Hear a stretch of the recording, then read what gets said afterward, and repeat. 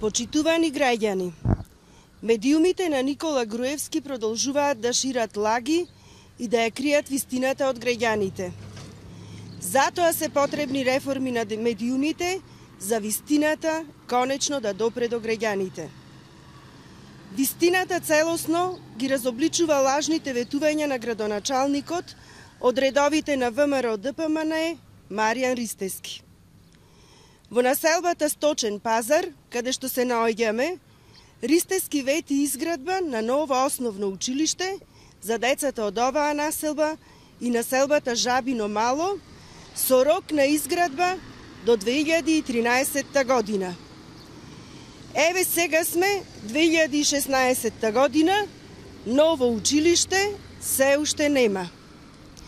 Ова што го зборуваме може да се потврди и од програмата на ВМРО, на градоначалникот Маријан Ристевски од редовите на ВМРО ДПМН. Не успеавме ниту да ја пронајдеме точната локација каде требаше да се изгради новото училиште, затоа што власта не успеа ниту да ја определи истата. Откако со ребаланс на буџетот во 2014 година ги избриша средствата за ново училиште во Сточен пазар, Ристевски вети преадаптација на старите простори на средното општинско училиште Ристе Ристевски Ричко, кое се наоѓа во населбата Жабино Мало, во чиј склоп покрај зграда за основци требаше да има и нова градинка. Но за жал, и тоа се покажа како обична манипулација со родителите и децата од овие населби.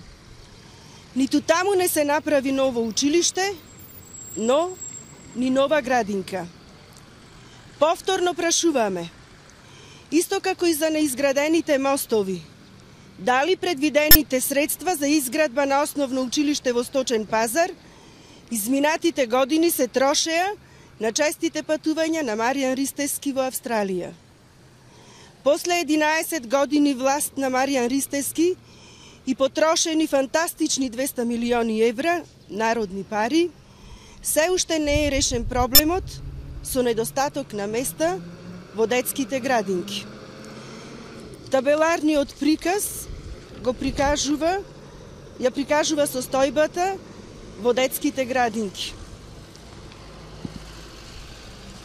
ВМРО ДПМН целосно го уназади и го партизираше образовниот процес.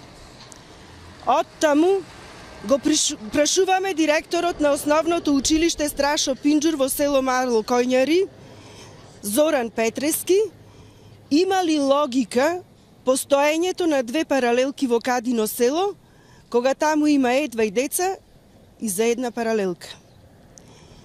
Прашуваме, дали вработувањето на партиската војска е пред интересите на децата и нивните родители?